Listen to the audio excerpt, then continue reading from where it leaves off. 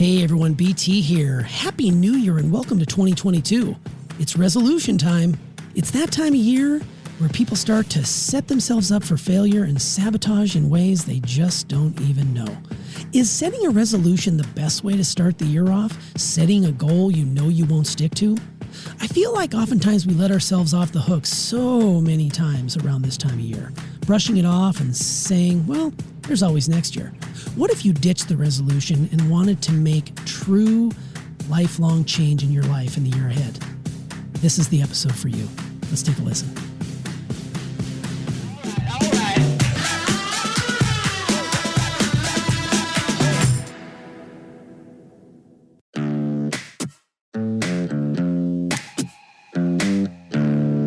Successful people learn how to make their mind work for them. I'm David Nagel, and this is the Successful Mind Podcast.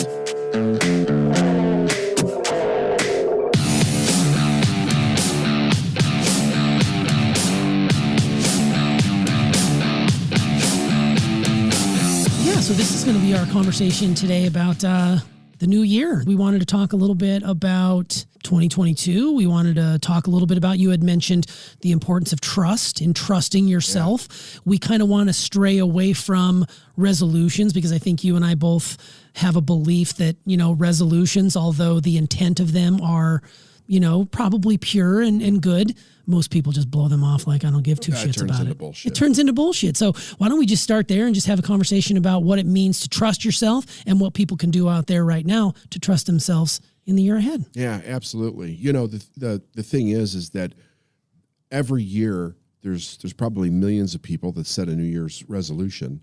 And, sometimes it's a few days, sometimes it's a couple weeks.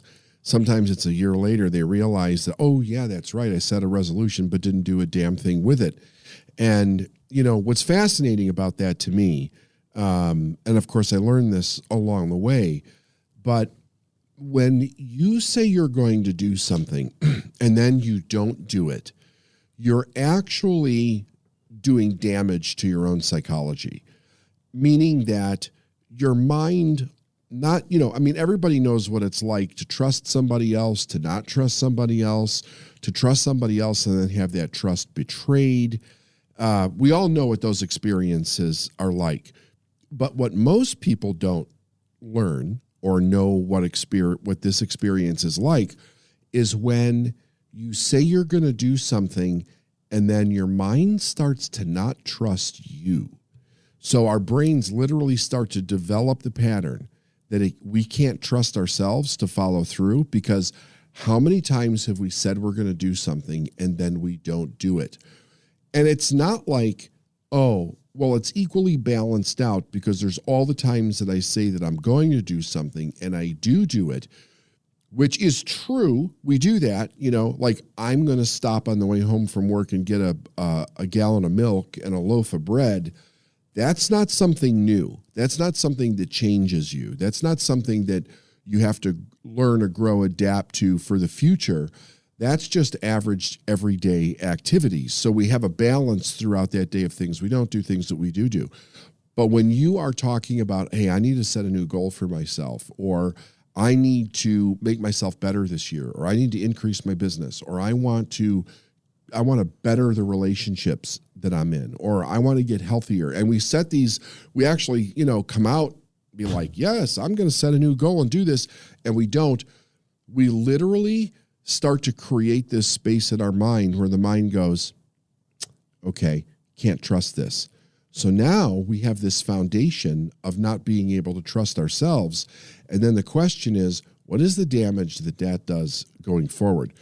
So our idea, both you and I, we talked about this and we're like, 2022 can be an amazing year if you know that.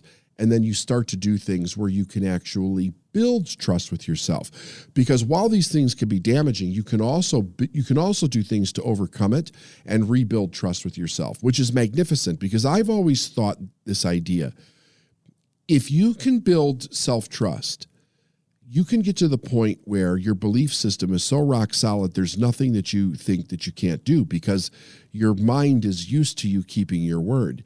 And really, when it comes right down to it, T, the whole idea of accomplishing anything is, will you follow through with what you said you're doing or not? I mean, we all have to learn things.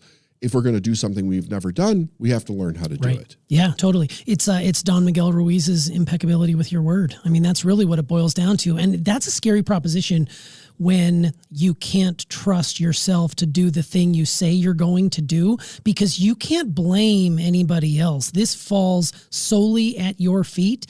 And if you are an individual who says you're going to do something and flakes out, you're not only people around you starting to say, oh, that's okay, they're just a flake, they're always late, or they never show up, or whatever it might be, but you yourself are going to continue to repeat that pattern over and over and over again. And I think that's sad. Now, I'm not going to sit here in my glass house and throw stones, because there's things that I do that I say I'm going to do. And one of them actually has to do with this podcast. And I catch myself doing this more often than not.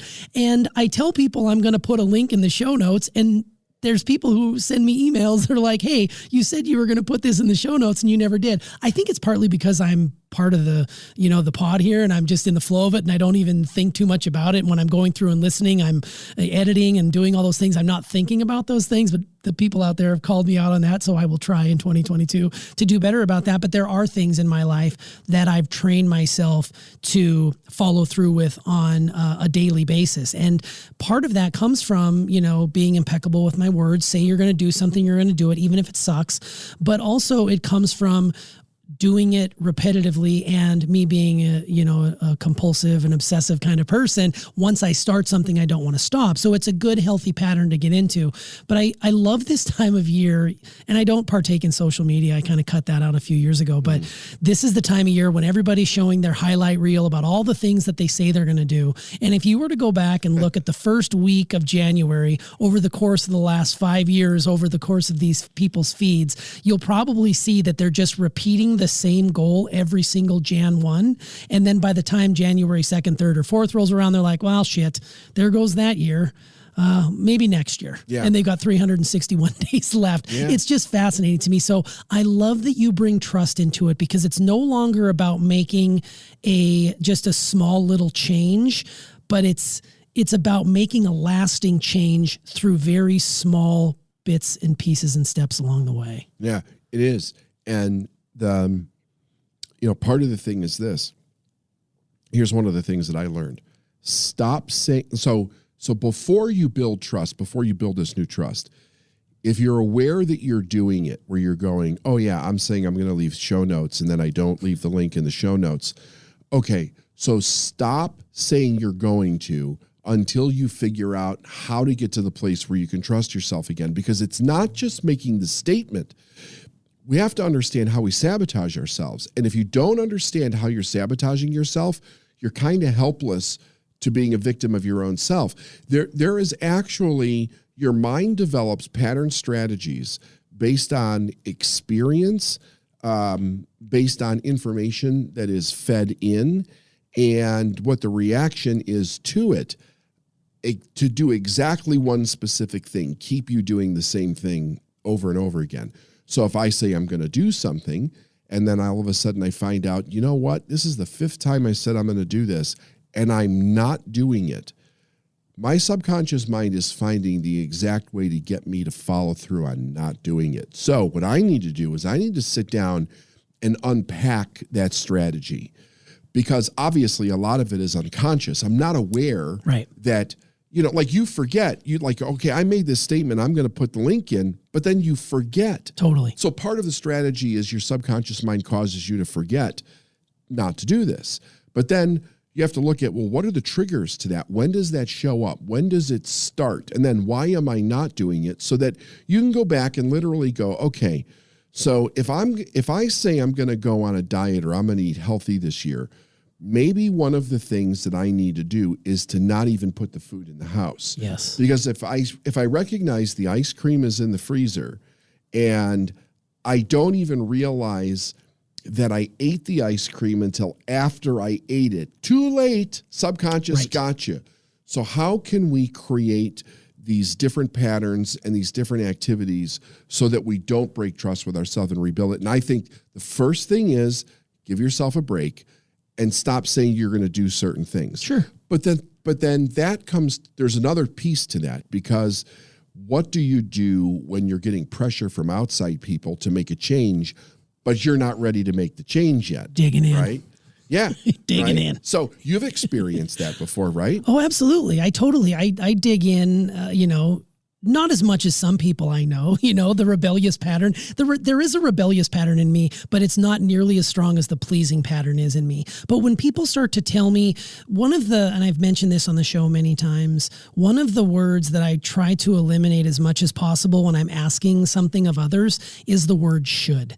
I hear myself saying it to my wife. I hear myself saying it to my kids. You should do this. You should do that. And when my kids especially hear the word should, they don't hear anything else that comes after it. No matter how brilliant I am and how amazing and right I always am, they refuse to hear it. So I've really tried to catch myself in those moments when I say should instead. But I love that you bring up the semantics of things, because, I know some people who will say, well, I've been thinking about going to the gym 3 times a week, or I've been thinking about cutting ice cream out of my diet. They're not saying they're doing it. Right. But me on the outside am thinking, oh, I think they're making a declaration. I should hold them to that. But they're not saying they're going to do it. They're saying they're thinking about doing it. Is that a workaround here? Is that like laying in the weeds a little too much here to let these people off the hook? Because again, we're not here to make, light of people's struggles and problems and breaking their resolutions or breaking their goals and things like that. But there is something to be said about the way we say it. If it's a definitive, I'm going to do this, then accountability comes into play and people should hold them to that, but no more so than you hold it to yourself. It shouldn't matter what other people say. It really matters what you say. Yeah. So it shouldn't matter what they say, but the truth is that it does matter. And what matters is also when and how they say it. So you said something that's interesting. You want the appreciation. You want the people I'm a pleaser. Yeah, thing, right? Big time. So does it make a difference for you if you're getting negative feedback from Steph about something versus positive feedback? If I get negative feedback, I won't dig in and say you're wrong. I will start to analyze it. This actually happened recently when we were doing some team retreat stuff and we introduced a new method of feedback, that I really took to heart. Like, people actually told me some things that I needed to work on. The biggest one being self-confidence. I am not a super confident person when it comes to how I live my life. And you call me out on the show all the time about it. I downplay, self-deprecate, whatever it might be. And I do take that kind of, I guess I don't know if I call it negative feedback, but it's feedback that doesn't taste very good in my mouth, but I do take it in such a way where I can build from it. But it depends on who it comes from. If it comes from somebody who's random, then I will get triggered. I'll get angry. I'll get frustrated, because people will reach out to me about, the podcast. It sounds too loud. It sounds too quiet. This right here, this right there. Recently we were doing a workshop and I was running audio for it, and Zoom was just messing with my audio so bad, but I was so focused on what was being said in the chat that I couldn't focus on all the good things that were happening. And it was just frustrating me no end, to the point where I almost plugged the board and walked out of the freaking room. Right. It's the negative feedback that oftentimes, depending on where it comes from, I can take it. Other times I just get triggered and angry, because there is a difference between positive and negative feedback, for sure. Right. Yeah. All right. So let me ask you this question then. So let's talk about your running, because sure. How long have you been doing that now? So I'm coming up on finishing out my 5th year of running every day. And I will tell you this, the finish line is in sight. Yeah, you told me that. We'll get to that in a second, though. So just so everybody understands, you've been running every day for 5 years. Yes. No days off. No days off. Okay. How did you get to the point of making the decision to do that? Because I remember you were doing this run-walk thing. I was doing run-walk. For a long time back in 2017, I was running and walking every day. I'd run one day, walk the next, and I would continue to do that. But on the days I would walk, I felt my inner demons, my inner voice, judging every single thing I put in my mouth. I wasn't working hard enough. On the days I would walk, even though I was still getting out there and doing 2 or 3 miles at a brisk pace, right. I wasn't burning the calories needed to sustain my sort of lifestyle. And I had to do that at the time because I was training for a marathon. I've run 1 marathon in my lifetime. It'll probably be the only marathon I'll ever run after thinking about all the training that goes into it. But there's no way I could have run every single day when you're training for a marathon, because it kills your body. So I decided that after my marathon marathon was done. I didn't want to just quit. So I decided I would run, walk, and do all those sorts of things just to stay in shape. But then on the days I would walk, it just wasn't working for me. So I had to go on runs. And I just decided one day in February of 2017 that I'm not going to take any more days off. And I was only going to do it for a short amount of time. And then we started a Team Nagel, health challenge here at the office. Yeah. And one of the goals I set for myself, I wrote it down. And because I wrote it down, I knew I was going to have to stick to it. I was going to run a 5K every single day, which is just a little over 3 miles. And I was going to do that for 90 days. And when that 90 days came to a close in like September, I realized, well, man, I'm already 8 months into this thing. I might as well just go for the whole year and see if I can do it. So I went the whole year, and then I put that on Facebook. And then I got the love, right? Then I got the love. And then everybody's like, oh my God, I can't believe it. That's amazing. Are you going to keep going? And I really didn't intend on keeping going. But after I got that sort of showered in love, I was like, maybe I will go. So then started up another year. 1 year became 2, 2 became 3. And then about that 3rd year, I stopped talking about it. Like, I haven't talked about it to anybody aside from maybe you or Steph, and very few people. I mean, people will now know because they're listening to this podcast that I'm still on my streak, but it became less about my identity as a person, and I was doing it for me as opposed to here's what I do. Here's my human highlight reel. Every year on the anniversary, I would put a number out there. This is my 3rd year. This is my 4th year. And actually, the last couple years, I was gonna put a post out on my 4th year last February. And I was like, nope, because I decided before the presidential elections of 2020, I wasn't on social media anymore. Yeah, so if people are trying to DM me on social media, I'm not going to see it because I don't go on there. I'm just done with that stuff. But all that to say, I was doing it for the wrong reasons. And I know now that it's winding down because my body's rebelling a little bit. I need a break.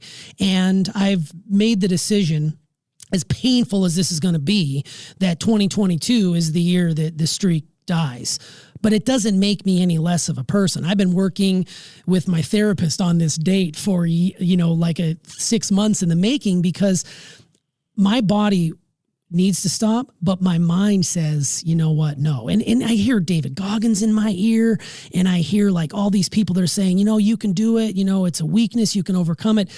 I think no pun intended, I've run my course with this and I'm ready to move on to the next thing. All that said, I felt like it proved to me that if you say you're going to do something, you can do it every single day, no matter what. Right. No matter what. And I did it every day. And it's never even been close. There's been one time, and I think I shared this on the podcast years ago, where I ended up strapping on my shoes at 11:45 p.m. one time because we were on a cross-country trip from Ireland, got stuck in Philly without any running gear, and then got home, got off the car service at 11:45, and I strapped on my freaking tennis shoes in 20-degree temperatures in January and went out for a 3-mile run that day. Most people would have said, you are out of your damn freaking mind. Yeah. Whether we're in Atlanta, whether we're in LA or Florida, wherever I was always out there first thing in the morning. And I did it this, past weekend when we were visiting family for the holidays. I'm out there every single morning. Yeah. It's getting to the point where it just I need to find something else. Yeah. So, but it's a lesson in trust. It really is. It's a lesson in trusting yourself and saying, when I do something, I'm going to do it, and I'm going to do it to the best of my ability. Like I said, I'm not 100% perfect. I am human. I will, fail in other areas of my life, but that is one thing and it's a really functional habit to be in. It's not like I'm hurting anyone by going out and running. I might inconvenience Steph a little bit and the kids, and they might have to wait for me here and there. But even then I adjusted how I did my mornings because Steph said we weren't getting enough time to have a cup of coffee before we'd go to work. Yeah. So I totally adjusted my schedule. I got up an hour earlier so I could get my run in and my walk in before, she's even ready for coffee. So I did that to accommodate others because I know how inconvenienced it could be. Right. I've retired from racing. I'm not racing anymore. I don't do 5Ks or 10Ks or halves or anything like that because my family usually had to lug me down there and drop me off and pick me up and do all these things. So now it's just for me, and it's about time to probably move on to something else. So Are you satisfied with yourself then? Like with the level of trust that you built with yourself? Because that's probably above and beyond anything with trust that you've done before. Would you agree with that? It's the most trust I've ever been able to build with myself. And I'm actually a little afraid what's going to happen when I do stop, because I know that I can trust myself, but now am I going to trust myself to just not do anything? You know what I mean? If that makes any sense, because, nature abhors a vacuum. So when that is no longer there, what am I going to do to fill the time? And I need to exercise still, because I eat like a runner. Yes. And if I'm not a runner, I'm going to be in trouble, because I carb up hard. I try to take out as much gluten and as much dairy and as much sugar as possible. But in those moments when I do have weakness and I cave a little bit, I do that because I know tomorrow morning I'm going to get up and run 3 or 4 miles. I'm not always going to have that. So I need to start training now, because I figure within the next couple of months, this streak is going to be put to rest. It doesn't mean I'm done, though. It doesn't mean I'm done forever. I'll still get out there a few times a week. I might move into cycling or swimming or something else that's going to burn calories. But the fact that if I stop in a moment, am I going to just stop entirely and just become a slug? Like, what am I going to do? I like to think that I trust myself enough. I'll find something else to keep me occupied. So here's the thing. This is a question that I'm thinking. When you decide to stop, right? One of the great things is that you're doing it under your power. You're doing it under your control. You're deciding. It's not like, I got an injury and I had to. Correct. There's nothing in there that can fuck with your mind as like an excuse. But if let's say you have a night where you eat an extra dessert or something like that, do you have it within your personality and the way that you work to be able to go, okay, I need to go do 5 miles today because I ate a little bit more? Can you do that? Or is that something that you won't keep your word with? I can do that. Yeah, I can do that. I actually said that I was eating quite a few cookies over the holiday season. And instead of going my normal 3-mile route, I added just an extra mile. And not just an extra mile, I ran an extra 1.25 miles, because I figured, well, every one of those cookies has to add at least 0.2 mile onto my track. So I will actually do that. But yeah, it's just a matter of me being able to trust in the fact that, okay, I'm not judging it. I'm like, I don't like the way I look. I don't like the way I feel. It's more of, there's a consequence in a way to how you're eating. So get out there and just burn it off. And I get on the scale every 2 or 3 weeks. There's rarely a change. My body metabolizes so well now. It wasn't always the case. And it feels pretty good. These days? I'm weighing in right around between 190 and 185. I mean, I'm right around 186 right now. Yep. I should probably weigh myself after Cookie Palooza from last week and all the food we've been eating around Christmas. But it really is, it shouldn't matter. It should be how you feel. Like if you're carrying a few extra pounds, that's fine. How do you feel when you look in the mirror? Right. And there's days when, I'm just like my teenage daughter. She has body image issues. I have body image issues sometimes. And it's like, dude, you're crazy. You just ran 5 miles and you walked another mile. You put on 50 miles last week, according to your watch, and yet you're sitting here having an issue because you think you have a love handle sticking out of your shirt. Like, come on, dude, let's be realistic. But those are the inner demons that most people face. I mean, the people listening, it might not be exercise, it might be food, it might be relationships. Everybody's dealing with something like that. So I love that you've, sort of introduced us to, the Iyanla Van Zant's book, Trust, because and I read that book. Steph has it tattooed on her wrist. It's a mantra that when you can trust yourself, there's nothing you cannot accomplish, and there's nothing you're not going to let yourself off the hook. Right. I think that's the big part about it. You've got to trust yourself. And at the beginning of this, when you were talking about the importance of trust and how if you start to let yourself down and not do what you say you're going to do, you are subconsciously not trusting who you are as a person. And it's so easy to not trust yourself over and over and over again because those patterns run rampant in your life. It's just insane. And I think what's important that most people don't understand, I certainly didn't understand this, is that when you start to break trust with yourself with something that is kind of inconsequential, like running or whether you have a dessert or not to say that it doesn't have consequences, it does. But when you start to tell your mind it's okay to break trust with yourself, you're leaving yourself susceptible to breaking trust in a critical area. Sure. And most people don't know that. I certainly didn't know that. but it's a pattern that starts to develop. And it's like anything else. It's either growing or dying. So that pattern is either spreading in your life or it's not. Because let's face it, when you break trust with yourself, one of the things that you do is you give yourself an excuse. When you give yourself an excuse, you're rationalizing the reason behind the excuse. And then underneath the excuse is a lie. There's something about it that's not true that you're choosing to believe in. That could be conscious or unconscious, by the way. And then, of course, that's going to also spread because it's a pattern of doing something one way. So now let's say something shows up where you go, fuck, I just don't feel like this today, or whatever the reason is. Yeah. You already have an excuse that works someplace else in your life where you've justified breaking this honor with yourself. And it's easier to bring it over to here and go, it's over here. I did it over here. I'm going to do it over here. Before you know it, you're doing it with 2 things, 3 things, 4 things. And, it's fascinating because I'm trying to remember who the musician was. There was a musician, and I don't remember who it was, so I'm not going to say who it was. But he had the world in his back pocket. He had he accomplished all of these things. I don't know if he got involved with drugs or alcohol or something. Anyway, he went completely down, lost everything, ended up homeless, pulled himself out of it, got everything back again. And I was listening to this interview, and this is years ago, and he said that the step off the curb to go down is so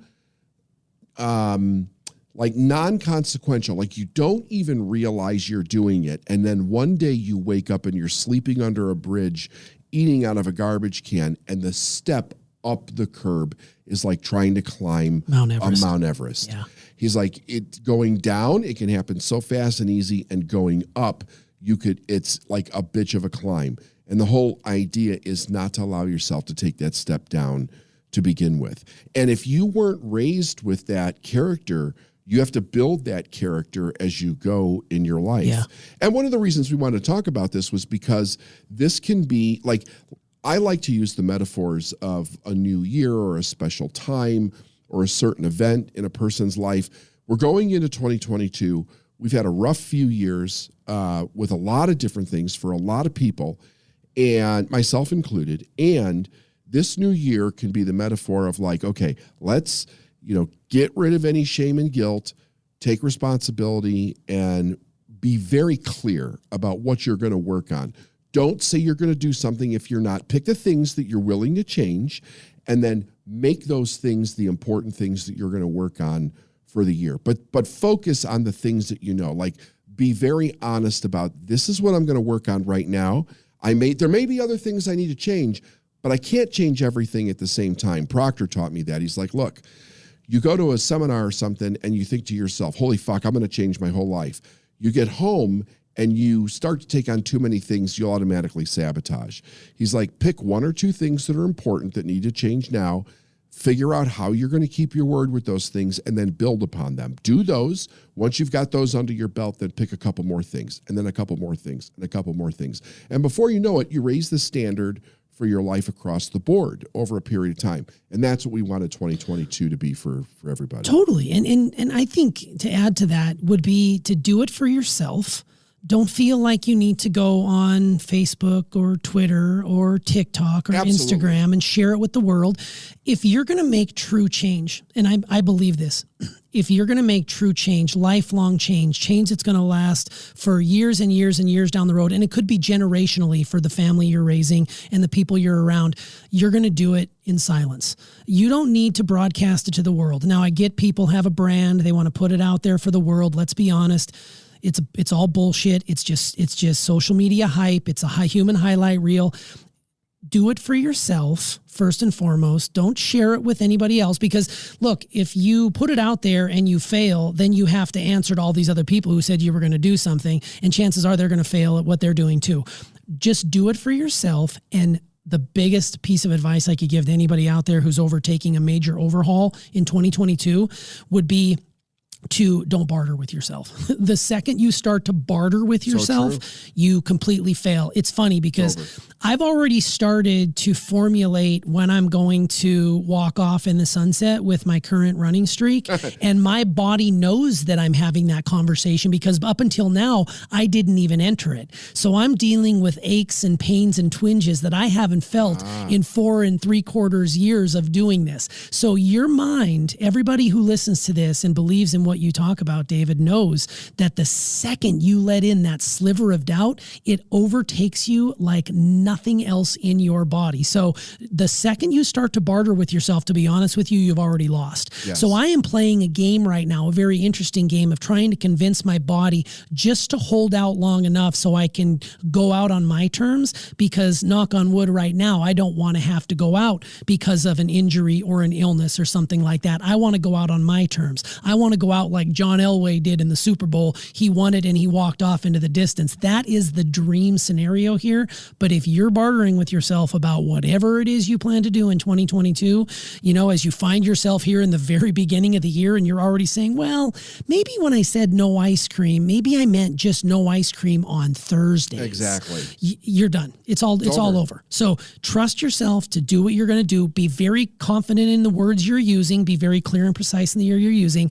Share it with no one but yourself or the people who love you the most, and then definitely don't barter. I think if you do those things, it's a recipe for success in 2022. Yeah. The one piece I want to add to that is I think some people are different in the sharing piece, but what I would say is this. I agree. See, I agree very much with you. Like, I think it's dangerous to use social media for these things because you are putting yourself in front of people that some want to see you win, some want to see you lose. You don't need anybody in your head. Don't share it with people that cannot support you in the goal, right? It can only be people that can support you. If you can't trust people to support you, you're actually sabotaging by sharing it with the wrong people, because they'll literally fuck with your head. And the don't barter thing, I totally agree with. If you this is something that's really fascinating, and I think it ties in with the idea of how you're talking about your body kind of messing with you a little bit. Here's something that I know. If you make a real decision, you won't be tempted. It's fascinating. Sure. But if you're in that barter place in your mind, that's when that little voice comes in and goes, it's Thursday, you can have the ice cream. Or it's a special event. Come on. It's just this one time. Right. But that's it. That one time is all you need, and then down you go, because you make it easier the next time. Yeah, you can't waffle. I mean, the prime example, you know, I'd cut out sugar pretty much. The majority of my diet was non-sugar.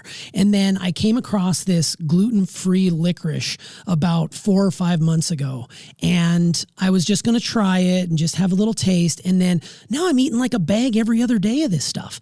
So I've invited it in. Oh, well, it's gluten-free. It's okay. It's healthy, right? You know, anything organic or gluten-free is healthy. Bullshit. It's sugar. Right. It's friggin' death in a friggin' bag. Right. But yet you barter with yourself and say, I'm just going to have it this one time. And now I'm buying it off Amazon in bulk, like 15 bags at a time.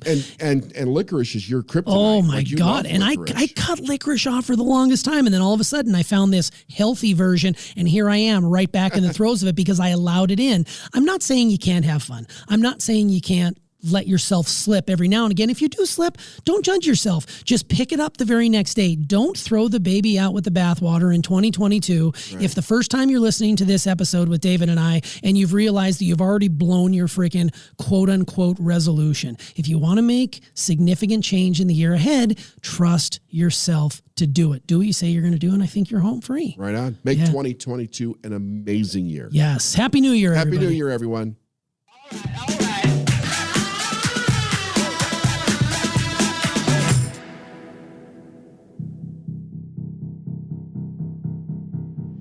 Hey, Happy New Year, everybody. We hope you liked this episode of Full Throttle Thursday. Please do us a favor. In the comments down below, let us know what you thought about this. I don't want you to put your resolution down below because in the episode, I said don't share it with anybody else but yourself. Trust yourself to do the right thing in 2022. And when you say you're going to do something, do it every single time. Just like this. You say you're going to listen to this podcast. You say you're going to watch us on YouTube. You say you're going to take in David's crazy amounts of incredible teachings. Follow through with that, and you'll make 2022 your best year yet. Thank you for listening, and we'll see you on the next Successful Mind podcast.